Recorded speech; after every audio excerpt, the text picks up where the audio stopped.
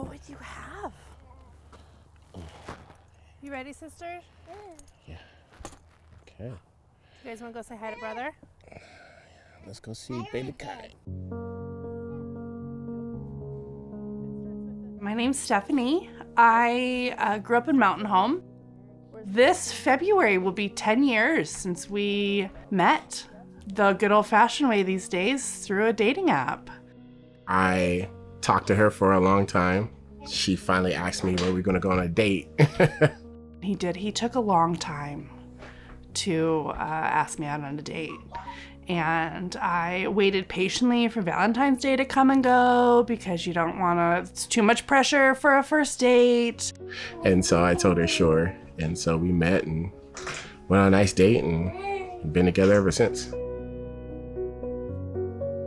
We had dated for a little over a year before I really got up the courage to ask her to marry me. We got married at my dad's house. He's got some beautiful property and we had just a lovely wedding. We went on a family vacation to Hawaii for Christmas that particular year and came back, and I think by January or February we were pregnant. I was asked to do the gender reveal. And so, of course, Idaho, how are you going to do a gender reveal but balloons and shotguns?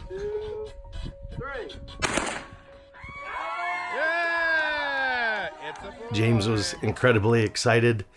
We all were. I was so excited for them. The whole pregnancy was just a giant buildup to this great birth.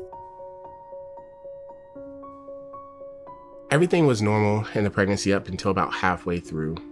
And then we started noticing that he had low amniotic fluid. Our doctor was concerned, but hadn't really, everything was still progressing. He was still growing. Everything was fine. So the morning that we hit 36 weeks, I was scheduled for a C-section because Kai was breech. When they went into the delivery room, we waited outside, and after about 45 minutes, we started questioning why it was taking so long. And it wasn't until Kai was born that they realized that there was a real problem. He came out, and I just remember standing over there, looking at everyone, and you could kind of tell that something was a little different with him. And they started doing all of the kind of typical things to inflate and oxygenate preemie lungs, and it wasn't working. I could hear them say that they needed to get NICU ready for him to go up. They tucked him by my cheek so I could meet him for the first time and whisked him away. Took James with him. So I was left by myself in the OR. I remember sitting outside of the room because I couldn't go in just yet, and had a nurse come by and sit down and talk to me and, ask me, was everything okay? And, am I okay? And, kind of giving that reassurance like everything's gonna be okay. But you don't know that because you don't know what's wrong. And they stopped us in the hall and said, we need to talk to you guys. And they're like, well, we now know why we couldn't oxygenate him, and it's because Kai has transposition of the great arteries. And in that moment, I became a heart mom. Each one of these is a centimeter.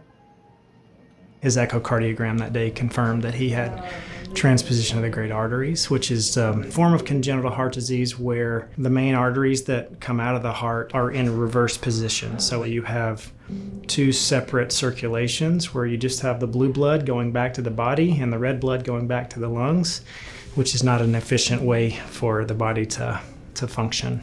We knew immediately with the first ultrasound images what he had and that he was going to require surgery. They explained to us that it's a pretty serious heart defect, that if it is not repaired, that he will not survive, which is pretty scary things to hear. They asked us, what hospital do you want to go to? Because we can't do it here.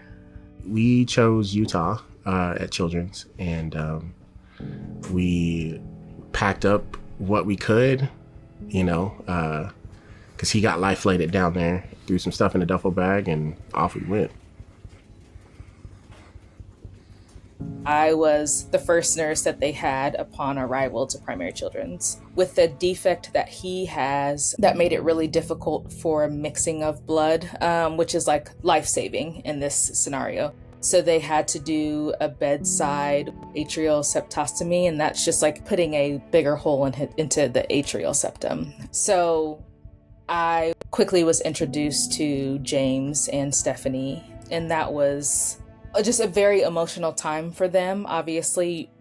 She honestly is like a guardian angel for us.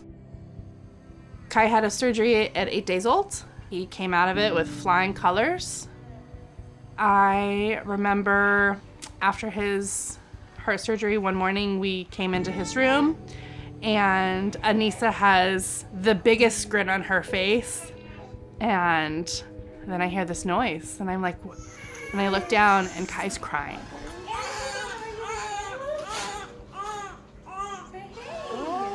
And they had taken out of his breathing tube early that morning.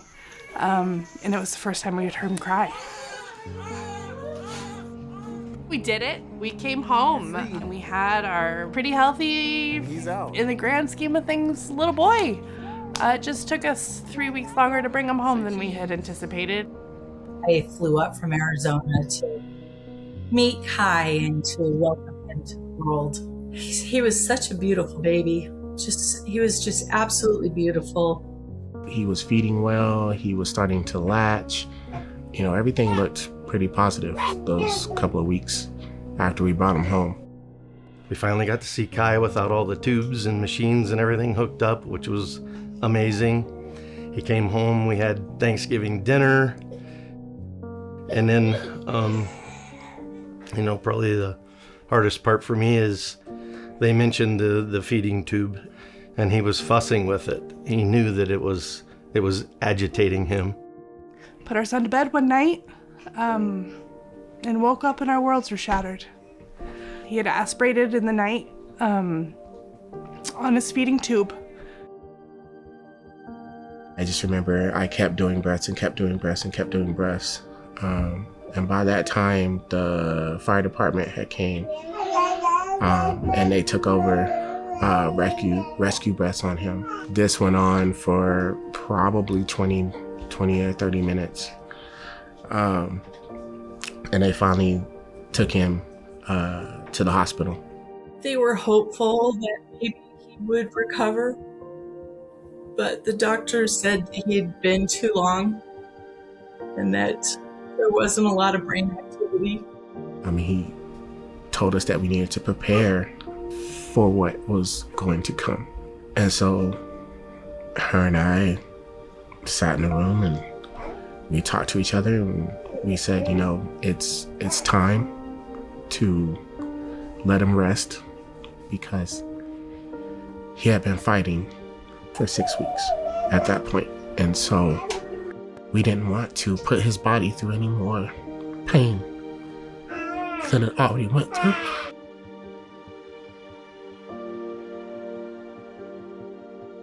There was no question in my mind about whether or not I was going to go to his funeral services.